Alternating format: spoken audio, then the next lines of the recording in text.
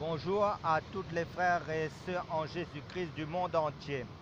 Notre message sera: ton Dieu ordonne que tu sois puissant dans le nom puissant du Seigneur Jésus-Christ. Amen. Prenons le psaume 68. Avant tout, prions pour le message.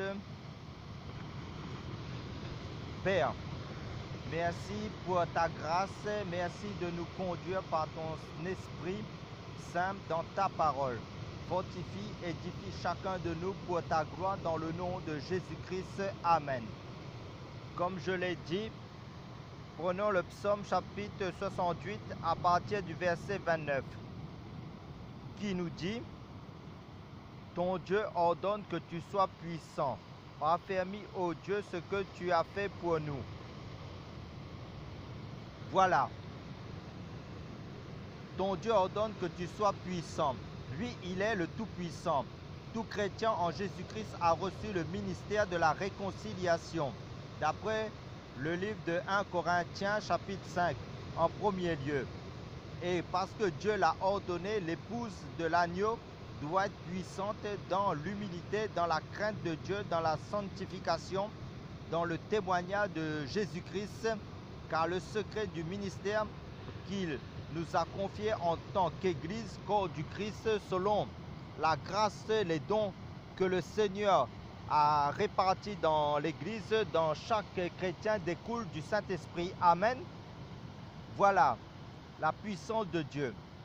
Mais si le Saint-Esprit est attristé ou étouffé, il n'y aura rien. Dans ce cas-là, la seule solution, c'est de ranimer le don de l'Esprit, comme l'apôtre Paul disait à Timothée, dans 2 Timothée chapitre 1. Nous allons parler du Saint-Esprit par la grâce de Dieu, car Jésus c'est le Seigneur l'Esprit, d'après le livre de 1 Corinthiens chapitre 3. Prenons l'évangile de Jean chapitre 16, verset 13. Jean chapitre 16, à partir du verset 13, vous avez trouvé, frères et sœurs? Nous faisons la lecture. Nous fait voir et entendre clairement, mais quand il sera venu, lui, l'Esprit de vérité, il vous conduira dans toute la vérité, car il ne parlera pas de lui-même, mais il dira tout ce qu'il aura entendu et il vous annoncera les choses à venir. Amen. Notre vie chrétienne, notre appel dépend du Saint-Esprit. C'est la capitale vitale, c'est essentiel. Donc l'obéissance totale à l'Esprit de Christ aura des conséquences positives sur la grâce de Dieu en chacun de nous. Pourquoi? Nous allons comprendre au fur et à mesure de notre message par rapport à notre marche spirituelle, notre progression spirituelle, notre évolution spirituelle pour notre temps de la grâce. Pour cela, nous allons retracer le parcours du Saint-Esprit au fil des siècles. Remontons dans l'origine des choses. Dans le livre de la Genèse, prenons le livre de la Genèse chapitre 1 à partir du verset 1. Le livre de la Genèse chapitre 1 verset 1 nous déclare: au commencement, Dieu créa les cieux et la terre devint informe et vide, et les ténèbres étaient à la surface de l'abîme, et l'Esprit de Dieu se mouvait au-dessus des eaux. Regardez ici, c'est la toute première fois où la Bible nous parle de son excellence, le Saint-Esprit. Et on nous dit qu'il était en train de se mouvoir, c'est-à-dire de bouger. Le Saint-Esprit ne reste pas inerte, statique. Le Saint-Esprit ne reste pas sans rien faire. Donc à chaque fois qu'une église ou un chrétien ou une assemblée perd le mouvement, perd l'action de Dieu, elle devient religieuse. On nous dit que le Saint-Esprit était en train de se mouvoir au-dessus des eaux. C'est comme s'il attendait que la parole soit libérée, parce qu'il ne peut pas travailler là où la parole de Dieu n'est pas libérée. Il était là comme en excitation, en train d'attendre que la parole qu'est Jésus-Christ, d'après le livre d'Apocalypse chapitre 19, verset 13, soit envoyé, parce que le Saint-Esprit a la mission de révéler la parole de Dieu, d'inspirer la parole de Dieu aux hommes. Et il était là en train de se mouvoir parce qu'il attendait que le Père parle. Et ça, c'est merveilleux. Amen. Et là, Dieu va parler effectivement. Dieu va envoyer la parole. Il a parlé, il a dit que la lumière apparaisse et la lumière apparut. Verset 3 du livre de Genèse chapitre 1. Derrière cette parole qui était libérée, il y avait le Saint-Esprit. La parole ne peut rien faire d'elle-même sans la puissance qui l'accompagne. Donc le Père, c'est la source. Le Père parle, la parole sort, le Fils et l'Esprit l'applique, l'actualise. Mais Dieu est un. N'oublions jamais cela. Quand le Père disait que les cieux soient, verset 8, cette parole qui a été libérée, l'Esprit l'a saisie et il y a eu la création à chaque fois. Quand Dieu créait le monde, quand il a créé les étoiles, tout ça, il était assis sur son trône. Mais au 6e jour de la création, Dieu n'était plus assis sur son trône. Pourquoi? Prenons le livre de la Genèse chapitre 2, verset 7. Genèse chapitre 2, verset 7 nous informe: Or, Yahweh Dieu forma l'homme de la poussière de la terre, et il souffla dans ses narines un souffle de vie, et l'homme devint une âme vivante. Amen. Dieu a quitté son trône pour façonner l'homme, pour former l'homme, comme c'est dit dans le livre du prophète Jérémie, chapitre 18, que nous sommes l'argile, littéralement de la poussière. Donc Dieu a pris la poussière que nous sommes, il s'est sali les mains avec de la boue, de l'argile, pour façonner l'homme. Et comme vous le savez, en tant que lecteur de la Bible, les mains signifient Yod, le puissant selon le tétragramme du nom de Yahweh. Justement, Dieu était en train de fabriquer une maison pour le Saint-Esprit. Donc Dieu a pris la poussière pour façonner membre par membre avec beaucoup d'attention l'homme. Parce que l'homme allait être habité par son excellence, le Saint-Esprit. Alléluia! Et là, Dieu a façonné l'homme de la poussière de la terre. Et on dit toujours au verset 7, Dieu souffla dans ses narines un souffle de vie. C'est-à-dire, littéralement, Dieu alluma l'homme et l'homme devint une âme vivante. Mais avant que l'homme devint une âme vivante, l'homme était une âme morte, inerte, avant de recevoir le souffle de vie de Dieu. C'est comme si l'homme avait connu la mort et ensuite la résurrection par le Saint-Esprit, le souffle de vie de Dieu. Le premier homme était allumé du souffle de vie de Dieu, de l'Esprit de Dieu. L'Esprit de Dieu, c'est le symbole aussi du feu. Rappelez-vous, à l'effusion de l'Esprit, dans le livre des Actes des Apôtres, au chapitre 2, des langues de feu se posèrent sur chacun d'eux, des apôtres. Donc,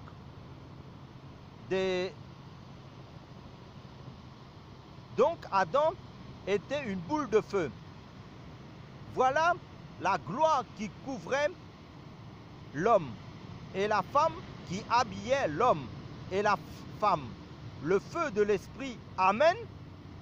Comme vous le savez tous, Adam a chuté dans le jardin d'Éden. Pourquoi? Parce que Satan voulait simplement que l'homme perde le Saint-Esprit. C'est tout ce qui l'intéressait. Parce qu'il savait que sans le Saint-Esprit, l'homme était fini. Il faut savoir que l'homme a été créé comme une maison pour héberger le Saint-Esprit. C'est le but pour lequel Dieu a créé l'homme dans la Genèse. Malheureusement, Adam est tombé. Nous allons dans le livre de Romains chapitre 3, verset 23.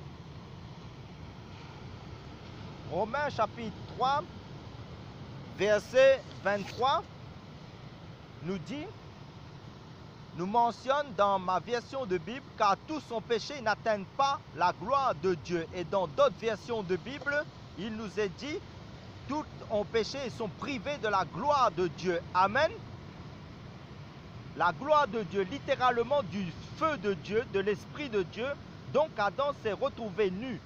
Quand Dieu va lui parler, Adam va fuir. Pourquoi? Adam va-t-il se cacher? Quand Dieu lui a parlé, pour mieux comprendre, tant qu'Adam était rempli et revêtu de l'Esprit, qui sont deux choses différentes, il n'avait pas peur de Dieu. parce que le même esprit qui habitait son corps, c'est le même esprit qui lui parlait. Amen. Dieu est esprit. Amen. D'après l'évangile de Jean chapitre 4. Et il recherche les vrais adorateurs qui l'adorent en esprit et en vérité. Amen. Rappelez-vous dans le livre d'Exode chapitre 20. Dieu va parler aux Hébreux sur le mont Sinaï.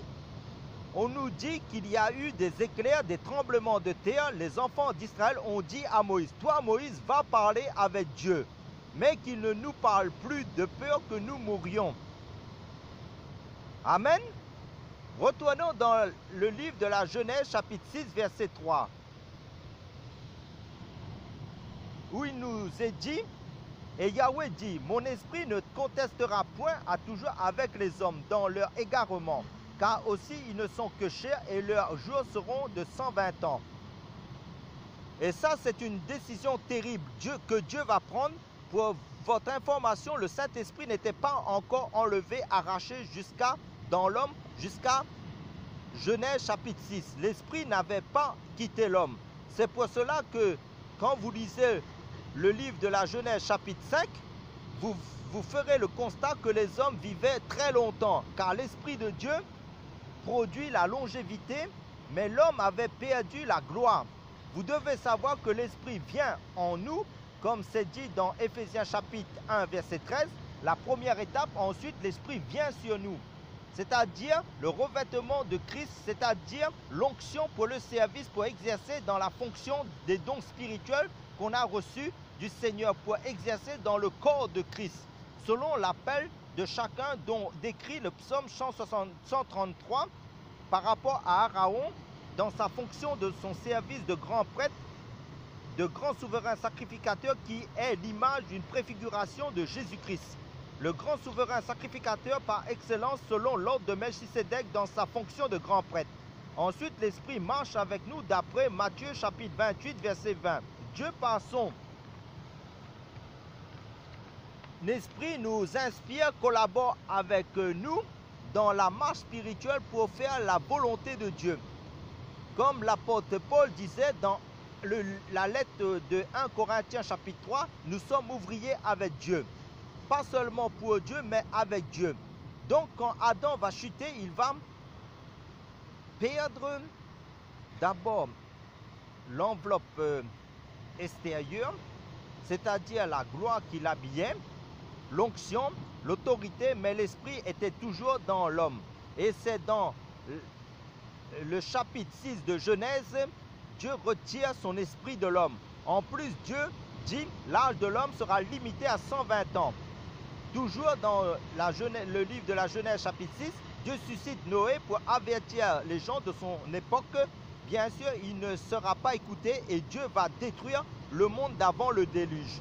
Dieu détruit toute cette race parce que l'Esprit de Dieu n'était plus dans l'homme et le mal était à son apogée. Alors, ce dernier n'avait plus de raison d'exister. Dieu va tout raser. Nous allons partir dans le livre d'Exode chapitre 25 verset 8. Le livre d'Exode chapitre 25 verset 8 nous dit de la part de Dieu, et ils me feront un sanctuaire et j'habiterai au milieu d'eux. Ils le feront conformément à tout ce que je vais te montrer, selon le modèle du tabernacle et selon le modèle de tous ces ustensiles, vous le ferez donc ainsi. Nous allons voir ici la deuxième maison du Saint-Esprit. Comme on a vu, la première maison c'était l'homme, mais l'homme a échoué. Dieu va faire construire une deuxième maison pour que son esprit l'habite d'après son modèle. Quel modèle? C'est-à-dire le modèle de Christ, qui est le tabernacle, le temple, le sanctuaire parfait dont parle le livre d'Apocalypse chapitre 21 verset 22. Parce que quand Dieu a créé Adam pour qu'il soit le premier tabernacle humain, il s'est aussi référé au véritable tabernacle qui est Jésus-Christ. Voilà pourquoi Christ est le dernier Adam d'après 1 Corinthiens chapitre 15. Adam était une copie de Christ, bien entendu. Et voilà, Adam perd la gloire. Maintenant, Dieu demande à Moïse de faire le tabernacle. C'est ce qu'il fait. Voyons maintenant la construction du tabernacle selon Dieu. Prenons Exode chapitre 40, versets 19 à 33. Le livre d'Exode chapitre 40, verset 19, nous déclare « Et il étendit la tente sur le tabernacle et mit la couverture de la tente au-dessus du tabernacle par le haut, comme Yahweh l'avait ordonné à Moïse. Puis il prit et posa le témoignage dans l'arche et mit les bancs à l'arche. Il mit aussi le propitiatoire au-dessus de l'arche et il apporta l'arche dans le tabernacle, posa le voile qui sert de rideau et le mit au-devant de l'arche du témoignage, comme Yahweh l'avait ordonné à Moïse. Il mit aussi la table dans la tente d'assignation aux côtés du tabernacle vers le nord, en dehors du voile. Et il arrangea sur elle les rangées de pain devant Yahweh, comme Yahweh l'avait ordonné à Moïse. Il mit aussi le chandelier dans la tente d'assignation vis-à-vis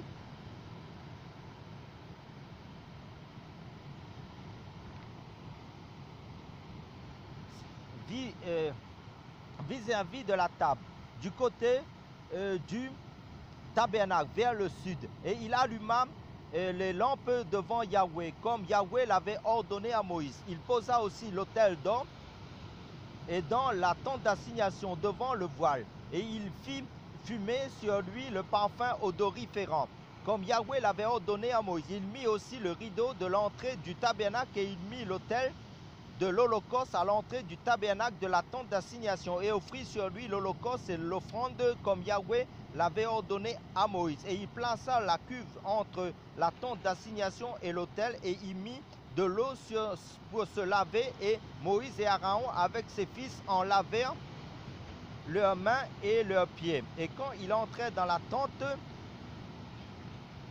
d'assignation et qu'il approchait de l'autel, il se lavait selon que Yahweh l'avait ordonné à Moïse. Il tressa aussi le parvis tout autour du tabernacle et de l'autel et tendit le rideau de la porte du parvis. Ainsi Moïse acheva l'ouvrage. Amen. Vous constatez qu'il est dit à chaque fois qu'ils ont construit le tabernacle et ustensiles d'après le modèle ou selon l'ordre que Dieu avait ordonné à Moïse. Ils se sont conformés à la parole de Dieu. Ils n'ont pas bâti le tabernacle selon les dogmes humains, les traditions humaines, les conceptions humaines, mais selon la parole de Dieu. Vous de même, en Christ, nous devons nous exhorter, nous édifier selon la parole de vérité de Dieu. Dieu n'a pas changé dans ses principes. Pour être puissant dans l'évangélisation, dans le travail en Christ pour les âmes, il fallait que les choses soient respectées selon l'ordre de Dieu. Quel que soit le prix à payer, quels que soient les dires des hommes, il faut rester dans la parole de Dieu. Au verset 34 d'Exode, chapitre 40, on nous dit « Et la nuée couvrit la tente d'assignation et la remplit, et le tabernacle. » Regardez ici, la nuée couvrit signifie aussi l'habiller, c'est-à-dire l'habillement qu'Adam avait perdu lors de la chute. La nuée ici, c'est l'image de la gloire de Dieu dans le tabernacle. Là, nous avons vu la deuxième maison qui était porte provisoire pour un temps, qui était portatif, qui était la tente d'assignation. Maintenant, voyons la troisième maison, le temple que Salomon a construit pour Dieu. Voyons cela dans le livre de 2 Chroniques chapitre 5 verset 1. 2 Chroniques chapitre 5 verset 1 nous informe: ainsi fut achevé tout l'ouvrage que Salomon fit pour la maison de Yahweh. Puis Salomon fit apporter ce que David son père avait consacré, l'argent, l'or et toutes les ustensiles, et il les mit dans les trésors de la maison de Dieu. Alors Salomon assembla à Jérusalem les anciens d'Israël et tous les chefs des tribus, les chefs des pères, des fils d'Israël, pour transporter de la ville de David qui est Sion l'arche de l'alliance de Yahweh. Et tous les hommes d'Israël s'assemblèrent auprès du roi pour la fête, c'était le 7e mois. Tous les anciens d'Israël vinrent et les Lévites portaient à l'arche. Ils transportaient à l'arche la tente d'assignation et tous les ustensiles sacrés qui étaient dans la tente. Les prêtres et les Lévites les emportèrent. Or, le roi Salomon et toute l'assemblée d'Israël réunis auprès de lui étaient devant l'arche, sacrifiant du menu et du gros bétail en si grand nombre qu'on ne pouvait ni dénombrer ni compter. Les prêtres portaient à l'arche de l'alliance de Yahweh à sa place dans le sanctuaire de la maison, dans le Saint des Saints, sous les ailes des chérubins. Les chérubins étendaient les ailes sur l'endroit où devait être l'arche, et les chérubins couvraient l'arche et ses bas par-dessus. Les bas avaient une longueur telle que leurs extrémités se voyaient en avant de l'arche, devant le sanctuaire, mais elles ne se voyaient point du dehors. Et l'arche a été là jusqu'à ce jour. Il n'y avait dans l'arche que les 2 tables que Moïse y avait mises en Horeb, quand Yahweh traita alliance avec les enfants d'Israël à leur sortie d'Égypte. Or, il arriva que comme les prêtres sortaient du lieu saint, car tous les prêtres présents s'étaient sanctifiés sans observer l'ordre des classes, et que tous les Lévites qui étaient chantres, Asaph, Éman, Jétoudoun, leurs fils et leurs prêtres et leurs frères, vêtus de fin lin avec des cymbales, des luttes et des harpes, se tenaient à l'orient de l'autel, et il y avait avec eux 120 prêtres sonnant des trompettes. Et il arriva, dis-je, que comme un seul homme, ceux qui sonnaient des trompettes et ceux qui chantaient firent entendre leur voix d'un même accord pour célébrer et pour louer Yahweh, et firent retentir le son des trompettes, des cymbales et d'autres instruments de musique. Et ils célébraient Yahweh en disant: car il est bon, car sa miséricorde demeure à toujours. Il arriva que la maison de Yahweh fut remplie d'une nuée. Les prêtres ne purent s'y tenir pour faire le service à cause de la nuée, car la gloire de Yahweh remplissait la maison de Dieu. Amen. Donc Salomon est suscité pour bâtir le temple, et après la construction du temple à Jérusalem, la nuée, la Shekinah de Dieu ou encore la gloire de Dieu remplit de nouveau le temple, qui est la 3e maison de l'esprit de Yahweh. Malheureusement, les Juifs vont être infidèles à Dieu. Par la suite, ils vont abandonner Yahweh, ils sont tombés dans l'apostasie. Le temple par la suite fut souillé par le roi Manassé, un roi impie dont parle le livre de 2 Rois, chapitre 21. Et dans le livre d'Ézéchiel, chapitre 10, le Saint-Esprit quitte le temple de Salomon, la gloire quitte Israël, et le roi de Babylone est suscité par Dieu pour juger Juda, Israël, d'après 2 Rois, chapitre 24. Et les murailles et le temple à Jérusalem vont être détruites par les Babyloniens, et Israël est emmené captif pendant 70 ans à Babylone, d'après le livre du prophète Jérémie, chapitre 25. Et 70 ans après leur exil, quand les Juifs sont revenus de l'exil, ils ont reconstruit un autre temple sous Néhémie et Esdras. Mais il n'y avait plus la gloire de Dieu en Israël. De Malachie à l'évangile de Matthieu, il s'est écoulé 400 ans, et pendant ces 400 ans, il n'y avait plus l'esprit en Israël. Plus aucune goutte d'onction, c'est-à-dire plus de prophètes, plus rien.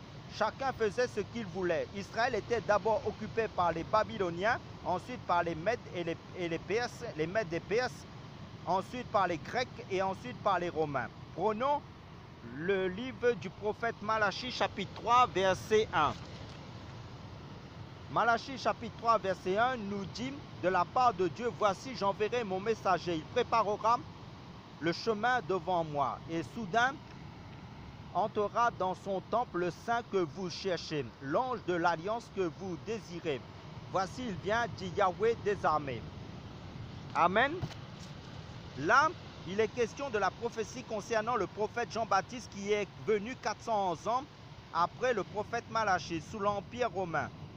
Dieu a suscité le prophète Jean-Baptiste à cette époque. Il a préparé le chemin du Seigneur. Jean-Baptiste, par l'Esprit de Dieu qui était en lui, a préparé les cœurs, a ramené les cœurs des Juifs pour recevoir le Seigneur Jésus-Christ. car Jésus allait bâtir son église, sa maison par excellence. D'après Matthieu chapitre 16. Quand il dit à Pierre, je bâtirai mon église et les portes de l'enfer ne prévaudront pas contre elle. Comme nous avons vu, Adam était la première maison du Saint-Esprit, ensuite la tente d'assignation, la deuxième maison et ensuite le temple de Salomon. Tout cela, c'était des préfigurations, c'était l'ombre de l'église. Car l'église, c'est le corps, l'épouse de Christ, la maison par excellence de Dieu, dont parle le livre d'Éphésiens chapitre 5 et le livre d'Hébreux chapitre 3 verset 6. Prenons le livre des Actes des Apôtres chapitre 1 verset 8. Le livre des Actes des Apôtres nous fait, chapitre 1 verset 8, nous fait voir et entendre clairement de la part de Dieu, mais vous recevrez la puissance du Saint-Esprit qui viendra sur vous et vous serez mes témoins, tant à Jérusalem que dans toute la Judée et la Samarie et jusqu'aux extrémités de la terre. Et cette parole est toujours d'actualité pour le corps de Christ, les membres de l'Église de Jésus-Christ qui se sont réellement convertis en Jésus-Christ. Et en parallèle, l'épître de 1 Jean chapitre 4 verset 4 nous dit clairement, celui qui est en nous est plus grand que celui qui est dans le monde. Comme nous avons vu au début de notre message de base, ton Dieu ordonne que tu sois puissant. Cette puissance, c'est celle du Saint-Esprit. Et le Saint-Esprit est plus qu'une puissance, c'est Dieu lui-même. Rappelez-vous, d'abord, Dieu a préparé Adam, après il a soufflé en lui. Il n'y a rien de nouveau sur la terre. Dans le livre des Actes des Apôtres, chapitre 2, Dieu a soufflé par un vent impétueux sur les 120 disciples dans la chambre haute. Il a eu un bruit, toutes ces personnes étaient galiléens, des juifs, donc la première église était exclusivement juive au départ. Puis, au fil des siècles, pendant ces 2000 ans de l'histoire de l'église dans le monde entier, le mouvement de l'Esprit de Dieu s'est accentué dans les nations. L'église continuera à être bâtie par le Seigneur Jésus-Christ lui seul, par son Saint-Esprit, à travers de ses enfants convertis réellement en Jésus-Christ. Il continuera à remplir, à déverser son onction sur ses enfants, si ses enfants travaillent selon sa parole, sa volonté qui fait le travail pour laquelle ils sont appelés d'après Galates chapitre 6. Celui qui sème pour l'esprit moissonnera de l'esprit. Le Seigneur continuera à remplir son église pour être acteur, pour travailler jusqu'à ce qu'il reviendra prendre son église dans la gloire, sa maison spirituelle. Ton Dieu ordonne que tu sois puissant, œuvre pour ton Dieu. Tout ce qu'il met sur ton cœur par son Saint-Esprit, fais-le, travaille. Sois puissant dans l'œuvre de Dieu. Pour conclure, frères et sœurs, prions. Père, merci pour ta grâce, pour le don du Saint-Esprit dans ton Église, dans tes enfants, pour l'œuvre de la croix. Rends-nous puissants, capables à faire ta volonté jusqu'à la fin, jusqu'à ton retour pour ta gloire. Dans le nom de Jésus-Christ, Amen.